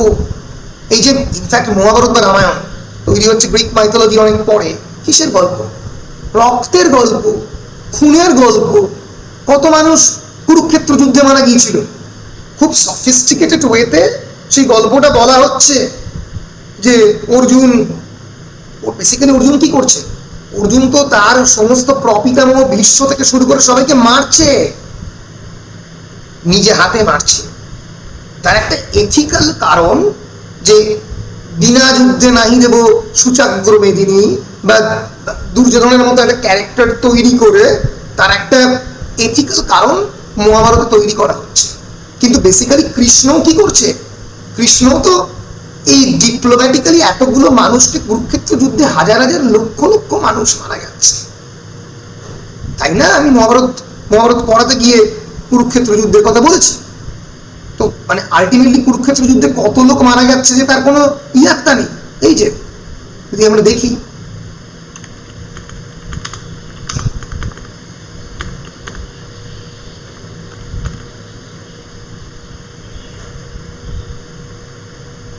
Legendary 18-day battle. মানুষের সভ্যতার গল্প হচ্ছে যুদ্ধের গল্প, ক্ষমতা দখলের গল্প। এবং ভগবান কি করে হচ্ছে? ভগবান হচ্ছে খুব সিম্পল। তার কারণ এই ধরনের পলিথেইস্টিক রিলিজিয়ন বা মাল্টি মোডাল গডের যে সমস্ত রিলিজিয়ন, যেখানে মাল্টিপল গডস আছে, তারা মানুষের সমস্ত খারাপ গুণ, তাদের লোভ, মাৎসর্য, তাদের যৌনতা সবকিছু নিয়েই তৈরি। ফলে যেরকম খ্রিস্টানিটি বা ইসলামে গডকে গড হিসেবেই দেখা হয়েছে, একজন অ্যাবস্ট্রাক্ট ডেইটি হিসেবে দেখা হয়েছে, তার কোনো খারাপ গুণ থাকতে পারে না, হিন্দু রিলিজিয়ান বা গ্রিক রিলিজিয়ানে কিন্তু তা নয়। এটা কিন্তু তাকে ভীষণভাবে মানুষ হিসেবে দেখা হয়েছে। এই যে তুই দেখো যে কত হাজার মানুষ এই মানে গোটা গোটা কুরুক্ষেত্র যুদ্ধে এই 15 লক্ষ মতো অক্ষায়নী সেনা ছিল কেবলমাত্র এই যুধিষ্ঠিরের পক্ষে, মানে মানে পাণ্ডবদের পক্ষে। আর কৌরবদের পক্ষে 2,40,000, সবাই তো মারা যাচ্ছে। 7,21,000 হর্স, এত ইনফ্যান্ট্রি, একজনও তো বাঁচছে না। কেবলমাত্র লাস্টে পাণ্ডব আর ওদিকে কয়েকটা কৌরবদের 2-1 ছাড়া, এই পাণ্ডবদের মধ্যে পাণ্ডব, কৃষ্ণ, সাত্যকী, যুজুৎসু ছাড়া মানে সার্ভাইভাল টোটাল মারা গেছে 24 লক্ষ, ওদের 15 লক্ষ। তাহলে মানুষের গল্প কি? মানুষের গল্প হচ্ছে ভায়োলেন্সের ইতিহাস, সভ্যতার ইতিহাস হচ্ছে মৃত্যুর ইতিহাস, রক্তের ইতিহাস। যারা বেশি রক্ত নিতে পেরেছে তারা ঈশ্বর হয়েছে, আর কিছু নয়। কি পরিষ্কার? হ্যাঁ, এটা বুঝতে হবে প্রথমেই যে ভগবান মানে আকাশের দেবতা, সে কোনো ভুল করতে পারে না, এইরকম কোনো কনসেপশনই গ্রিক বা হিন্দু মাইথোলজিতে নেই। ওরা প্রথমেই ওটাকে ডিনাই করে দিচ্ছে। সো জিউস যে হচ্ছে মানে Greek god of thunder, who rules as the king of the mount of Olympus, সে রাজত্ব করে। এই জিউস একটা আর্কিটাইপ। এই জিউসের মতো হাজার হাজার দেবতা বিভিন্ন মাইথোলজিতে রয়েছে। ফর এক্সাম্পল ইন্দ্র কিসের দেবতা? বজ্রের দেবতা। জিউসের মতোই জিউস আর জুপিটার, যে জিউস সেই জুপিটার। এমনকি এই যে থর এবং ওডিন যারা রয়েছে স্ক্যান্ডিনেভিয়ান মাইথোলজিতে, ডেনমার্কের মাইথোলজিতে, তারা পর্যন্ত হচ্ছে এই জিউসের প্রোটোটাইপের ওপরে তৈরি। ঠিক আছে? ফলে জিউস বেসিক্যালি ক্রোনাস এবং রেয়ার সন্তান, এবং সে কি করবে? সে বেসিক্যালি তারই মানে হেরাকে সে বিয়ে করবে। হেরা হচ্ছে তারই একজন বোন। তাহলে গ্রিক মাইথোলজিতে যে মানে marrying to one of the sisters এবং killing his own father is a very common theme. বাবাকে মারার যে গল্পটা এবং বোনকে বিয়ে করার গল্প এবং পরবর্তীকালে নিজের ছেলেকে মেরে দেওয়ার গল্প, এটা গ্রিক মাইথোলজিতে জেনারেশন আফটার জেনারেশন হয়ে আসছে। তাহলে তোমরা ইডিপাসের গল্প শুনে যে অবাক হও, এটা অবাক হওয়ার কিছু নেই। It's a generational curse. এই শব্দটা খুব ইম্পর্টেন্ট, শব্দটা লিখে দিচ্ছি মাথার মধ্যে, একদম শব্দটাকে মাথার মধ্যে ভর্তি করে নাও।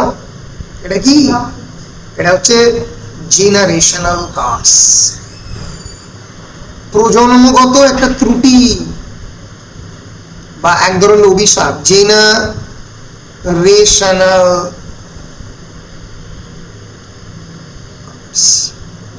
একটা প্রজন্ম থেকে আর একটা প্রজন্মে এই অভিশাপ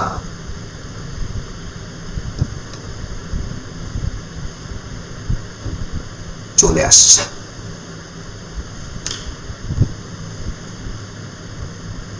কিরে, পরিষ্কার?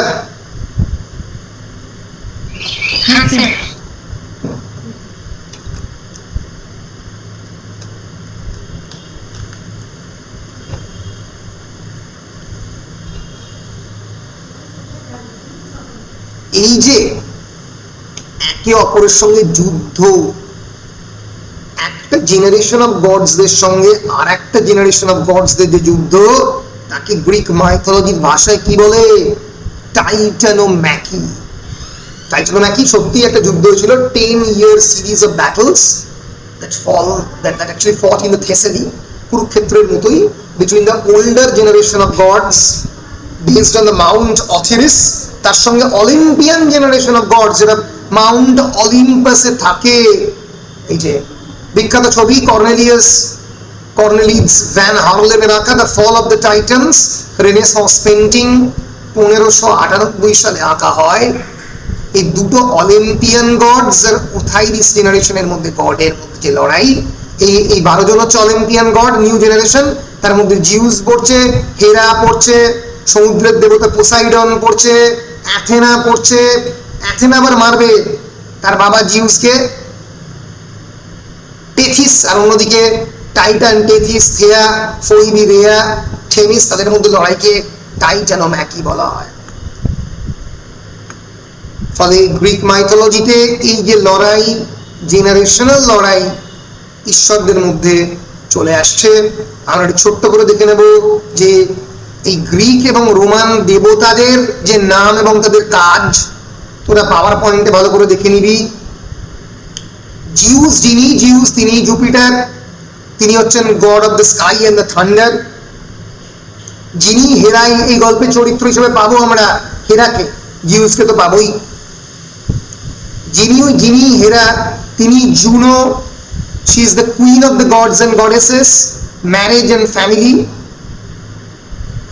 তার বিভিন্ন সিম্বল রয়েছে। কাউ আমরা দেখবো এই গল্পে, হেইফার বা কাউ, কাকু, লায়ন, ক্রাউন, এগুলো তার সিম্বল। যিনি পোসাইডন, তারই অপর নাম নেপচুন, সমুদ্রের দেবতা, lord of the seas, earthquake and horses. যিনি ডায়োনাইসিয়াস, তিনি ব্যাক্কাস হচ্ছে ওয়াইনের দেবতা, সেলিব্রেশনের দেবতা, আনন্দের দেবতা, ফুর্তির দেবতা, গড অফ দ্য এক্সট্যাসি দেবতা।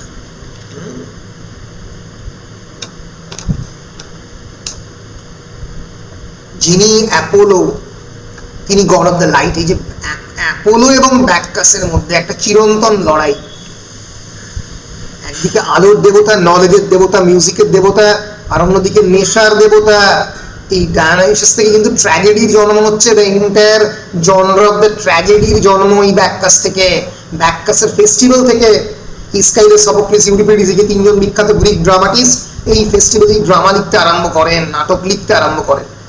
ফলে Bacchus was the god of the fertility, জন্মের দেবতা, সেলিব্রেশনের দেবতা, আর্ট ফর্ম, যে বিভিন্ন আর্ট ফর্ম, পোয়েট্রি, ট্র্যাজেডি, তার দেবতা।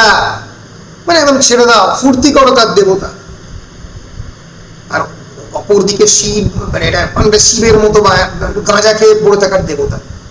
আর অপরদিকে অ্যাপোলো হচ্ছে দেব চূড়ামণি, সে ডিসিপ্লিনের দেবতা।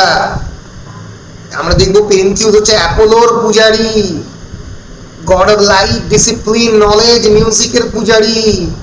সে ব্যাক্কাসকে পুজো করতে চায় না, কিন্তু ব্যাক্কাস যে তার কি হাল করবে তাই নিয়ে আমাদের এই টেক্সটে। ফলে এই লিস্ট থেকে পরিষ্কার বুঝতে পারবে যে গ্রিক এবং রোমান মাইথোলজি, যিনি অ্যারেস, তিনি মার্স, অ্যাফ্রোডাইট সৌন্দর্যের দেবতা, হারমেস হচ্ছে মেসেঞ্জার গড বা মার্কারি। হ্যাঁ, এইভাবে অলিম্পিয়ান গড, অলিম্পিয়ান গডরা অপারেট করছে। আলটিমেটলি এই গল্প শেষ হবে the birth of the Athena and the end of the Jupiter. Jupiter মানে জিউস। অ্যাথেনার জন্ম হবে জিউসের মাথা থেকে, মাথা ফুলে বেরোবে এবং জিউসের মৃত্যু ঘটবে। জিউস থেকে খেয়ে নেবে বেসিক্যালি। এই যে Zeus was plagued by the same concern, যে তার পরবর্তীকালে জেনারেশনে মানে তাকে কেউ হারিয়ে দেবে না তো, তার অফস্প্রিং। এবং তার ফার্স্ট ওয়াইফ ছিল মেটিস, আর তার সেকেন্ড ওয়াইফ হেরা। এই Metis would gave birth to a god greater than him. Zeus swallowed her, তাকে গিলে খেয়ে নেবে। এবং কিন্তু সে অলরেডি প্রেগনেন্ট ছিল অ্যাথেনার থ্রু দিয়ে, এবং অ্যাথেনার জন্ম হবে এই জিউসের মাথা থেকে ফুলে। এই নিয়ে প্রচুর ছবিপত্র হয়েছে, যে black Attic, black figured of amphora depicting Athena being reborn from the head of the Zeus. জিউসের মাথা থেকে অ্যাথেনার একদম জন্ম হচ্ছে, হাতে অস্ত্রের শয্যা নিয়ে সে জন্মাচ্ছে। গাঁজাখুরি গল্প, কিন্তু সেভাবেই জন্মে সে হারাবে জিউসকে। এই নিয়ে হচ্ছে গ্রিক মাইথোলজি, একটা জেনারেশন আর একটা জেনারেশনকে হারাচ্ছে। বলো পরিষ্কার? কিরে পরিষ্কার কি পরিষ্কার নয় বল?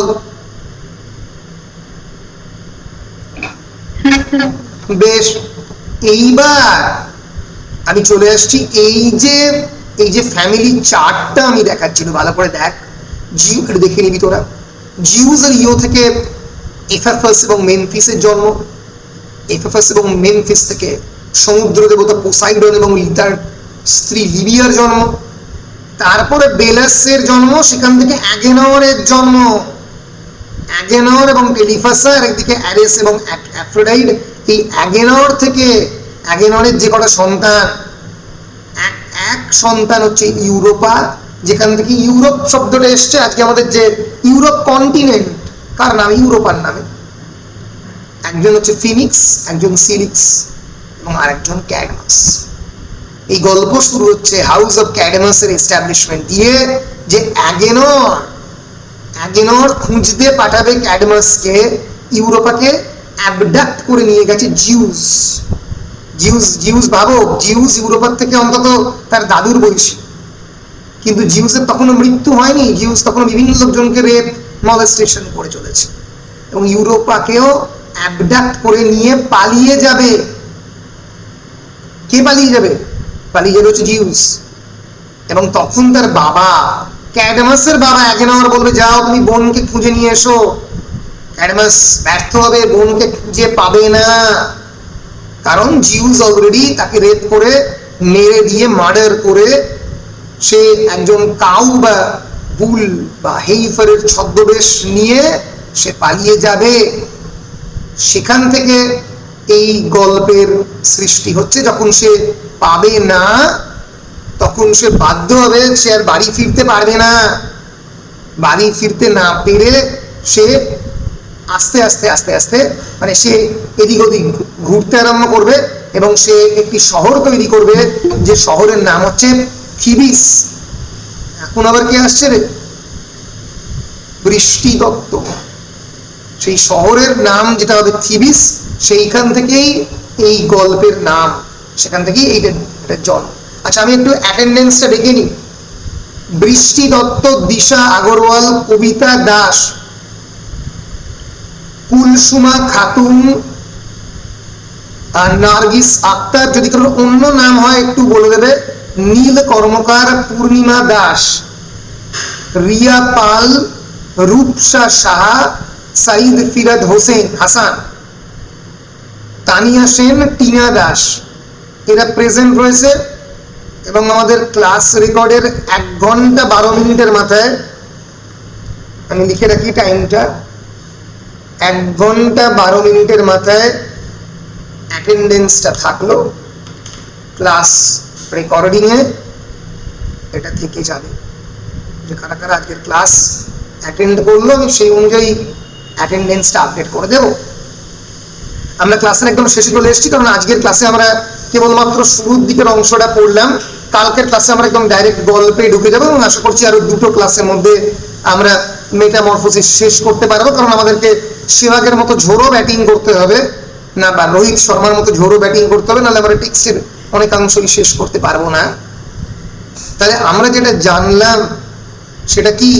সেটা হচ্ছে এই যে অরিজিন অফ দ্য কার্ডস এবং হাউস অফ দ্য ক্যাডমাসের উৎপত্তি কি করে হলো আমরা দেখবো একটু পরে। ক্যাডমাস was the son of the Agenor and Telephassa. He comes to Greece while searching for his sister Europa, who has been abducted by Jews for raping her. Unable to find her, he consults Apollo's oracle. অ্যাপোলোর সাহায্য নিল টেম্পলে গিয়ে ভবিষ্যৎবাণী। The oracle instructs him to follow a cow, একটা কাউকে follow করতে, and establish a city where the cow stop, যেখানে cow থামবে সেখানে একটা শহর তৈরি করবে। এবং এই যে শহরটা, সেই শহরটা পরবর্তীকালে থিবিস বলে প্রচলিত, বিখ্যাত গ্রিক শহর। এইখানেই ক্যাডমাস এই শহরকে তৈরি করবে। তাই দিয়েই গল্পের আমাদের শুরু। তাহলে গল্পটা বুঝতে পারছো? গল্পটা শুরু হচ্ছে এই এতগুলো মারার গল্প দিয়ে। জিউস তার বাবাকে মেরেছে, প্যাট্রিসাইড এবং ফ্যাট্রিসাইড দিয়ে, সেখান থেকে পোসাইডন, বেলাস, ইউরোপা, এবং সেখান থেকে ক্যাডমাস খুঁজতে যাবে ইউরোপাকে। কেউ একটা আসছে, পৌলমী রায়, সেও অ্যাটেন্ডেন্সে অন্তর্ভুক্ত হলো। এবং ক্যাডমাস খুঁজতে যাবে ইউরোপাকে, এবং সেখান থেকে জন্ম হচ্ছে থিবিস নামক নগরীর। এবং তার পরবর্তীকালের গল্পটা কি হবে আমাদের, সেটাই হচ্ছে part of the book 3 of the metamorphosis. The book 3 of the Metamorphosis concentrates on the transformations in a specific place. এই রূপান্তরের গল্পটা এর আগে থেকেই চলছে, কিন্তু রূপান্তরটার গল্পটা এইখানে এই হাউস অফ দ্য ক্যাডমাসে, Cadmus being the brother of the Europa, কেমন করে হবে তার গল্প এবং থিবিসের ফাউন্ডেশন কেমন করে হবে তার গল্পটা আমরা পড়ব মেটামরফোসিস বুক 3 তে। তাহলে Cadmus was the founder and the first king of the Thebes. He was the first Greek hero alongside Perseus and Bellerophon, the greatest hero and the slayer of the monsters before the days of the Heracles. এবং প্রথম দিকে initially he was the Phoenician prince, son of the king Agenor and queen Telephassa.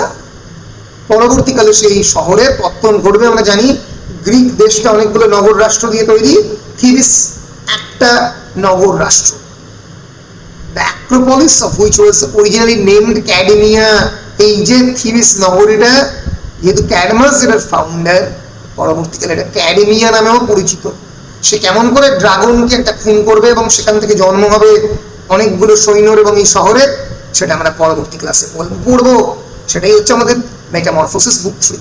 আজকের ক্লাসে আমরা পড়লাম metamorphosis শব্দের মানে, metamorphosis কাকে বলা হচ্ছে, কেন metamorphosis is a mythology, Ovid metamorphosis কোন সময়ে লিখেছেন, মাইথোলজির ক্যারেক্টারিস্টিক কি কি, what are the characteristics of mythology, বা পুরাতত্ত্বের কি কি ক্যারেক্টারিস্টিক, এই গল্পটা কেন অ্যাভেঞ্জিং গডসদের গল্প, প্যাট্রিসাইড কাকে বলে, ফ্যাট্রিসাইড কাকে বলে, ম্যাট্রিসাইড কাকে বলে, এবং কেন গ্রিক মাইথোলজির গল্পের মধ্যে একেবারে গাইয়া থেকে শুরু করে, গাইয়া এবং ইউরেনাস থেকে শুরু করে পরবর্তীকালে ক্রোনাস এবং রেয়া, এবং তার পরবর্তীকালে এই যে জিউস কেন বারবার সন্তান বাবাকে মারে, একদম ল্যাবডাকাস এবং ইডিপাস পর্যন্ত আমরা জানলাম গ্রিক এবং রোমান মাইথোলজি বেসিক্যালি একই ভিন্ন নামের, এবং হাউস অফ ক্যাডমাস কেমন করে এস্টাবলিশ হলো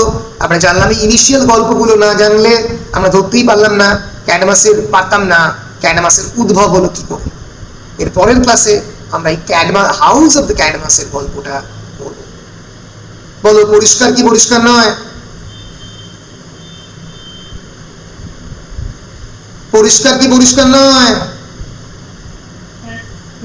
এইখানে আমি যে মেটেরিয়াল দিয়েছি 17 পাতার, এইখানে একটা সামারি রয়েছে। আর পুরো যে মেটামরফোসিস বুক 3 যে সামারিটাই, যে ক্যাডমাসের পরে আসলে ক্যাডমাস এবং অ্যাক্টিয়ানের গল্প, তার বেসিক্যালি নাতি কেমন করে মারা যাবে, তারপরে শিমেলের গল্প, পেনথিউসের গল্প, ইনোর গল্প, এবং তারপরে ব্যাককাসের গল্প, হ্যাঁ, তাই নিয়ে এই এন্টায়ার সামারিটা একদম লাস্টের ইম্পর্টেন্ট কোয়েশ্চেনের 10 মার্কসের লিস্ট আমরা ডিসকাস করব পরের ক্লাসে। 10 মার্কস এবং 5 মার্কস দেওয়া আছে। আমি তোমাদের টেক্সটটাও দিয়ে দেবো, টেক্সট আমরা অল্প করে পড়বো, মানে সামারিটা পড়বো। তোমাদের সিলেবাসের মধ্যে এই যে এই পেঙ্গুইন এডিশনটা, এমনি অরিজিনাল মেটামরফোসিস তো বিরাট বড় টেক্সট, প্রায় 400 পাতার গল্প, অত তো বড় সম্ভব নয়। মানে অরিজিনাল বলতে গেছি 15টা বইয়ের যে ওভিডের মেটামরফোসিস, তার থেকে আমরা এই 39 পাতা স্ক্যান করেছি বুক 3, যেটা আর কি মানে বুক 3 পুরোটা নয়, বুক 3 কেবলমাত্র ওই হাউস অফ ক্যাডমাস বা ব্যাককাসের অংশটা তোমাদের সিলেবাসের মধ্যে আছে। হাউস অফ ক্যাডমাস বা বুক 3 এইটা তোমাদেরকে পড়তে হবে। ক্লিয়ার না ক্লিয়ার নয়? Very good. বেশ, আমরা ক্লাসটা আজকে এখানে রাখলাম। প্রায় 1.5 ঘন্টার ক্লাস হলো নাকি, 1 ঘন্টা 19 মিনিটের ক্লাস রেকর্ডিং আমরা